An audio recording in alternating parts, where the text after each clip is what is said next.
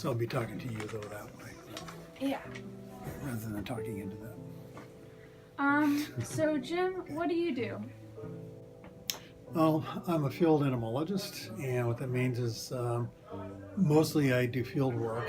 Go out and set up traps for the various projects we have, and go out collect the traps after when the time's up and so on. But because we have a small staff, which is myself, I also have to cover the collections, collections management, to make sure that the collections are organized and in care, that there aren't any like domestic beetle outbreaks eating up our specimens, things like that. Then I also manage you guys, the lab workers and volunteers and so on. Yeah.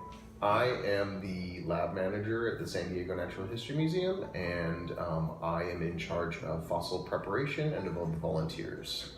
Sadly, in the state of nonprofit museums, there's not a lot of funding, and so one of the bigger setbacks at working for a nonprofit is there are not competitive pay rates. Do you enjoy what you do? Yeah. Yes, I do. That's why I spend more than my 8 hours a day doing it, and weekends I spend a lot of time working on stuff as well. No, this is what I wanted to do when I graduated college. Instead of teaching, I had a good time teaching. This is what I wanted to do. Also met my wife doing this. That's a plus. Yeah. I thought I would be in the field more. So far, this is the second week at this internship at the Natural History Museum. Today, I am working on a whale vertebrae. So mostly it's cleaning, polishing, getting the sediment or what they call matrix off. Do you have any suggestions on how to become an entomologist? Well, school would be helpful. Get your degree, you can take some entomology courses. School and reading and experience and field work and more experience and volunteering and preparing and doing everything you can get your hands on. Yeah. In San Diego County, the only university that offers entomology course that I'm aware of is San Diego State. And so if you're interested in working in entomology, arachnology, study of spiders and scorpions and things, look at the catalogs of the universities that you are considering going to, and see what they offer. It's the arsenal. The more you have, the better prepared you are. An aha moment at the Natural History Museum for me has been finding out that when fossils are found, they are rarely actually one whole piece.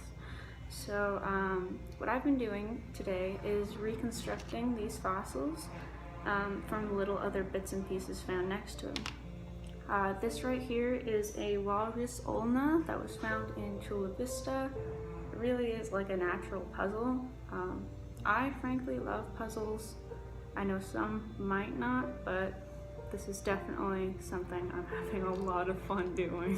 So this is the Jepson Manual. This is the Guide to the Plants of California. A dichotomous key means that there are two leads that you would follow to kind of get to the plant that you're trying to match your specimen with. So as we go through a key, we'll look at the first two pairs, and there's always a 1 and a 1 prime, and you would figure out which one yours is closest to, and if it was the 1 prime, you would continue down the key until you get to the species that matches the one that you're trying to key it out to.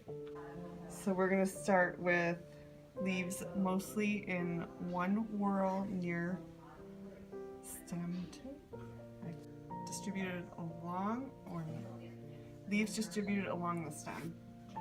So that's going to rule out 1. We're going to go to 1 prime, or we've decided 1 prime. So the corolla, that means the flower, is smaller than the calyx. Or 2 prime, there is no corolla, or it's greater or larger than the calyx. So then we're going to look at 3 and 3 prime, corolla 0, or corolla larger than calyx. That one, we know it's going to be the 3 prime. Corolla salmon or corolla yellow. Which one do you think it is? Salmon? Salmon, yes. So our genus is Anaglis. Then within Anagalus, we find out what species we have. So they're saying that's a perennial or an annual. Ours is definitely not a woody kind of shrub, so that rules out perennial and leads us to annual. The size of the corolla or calyx difference leads us to the species of Anagalus arvensis. So those are pimpernels.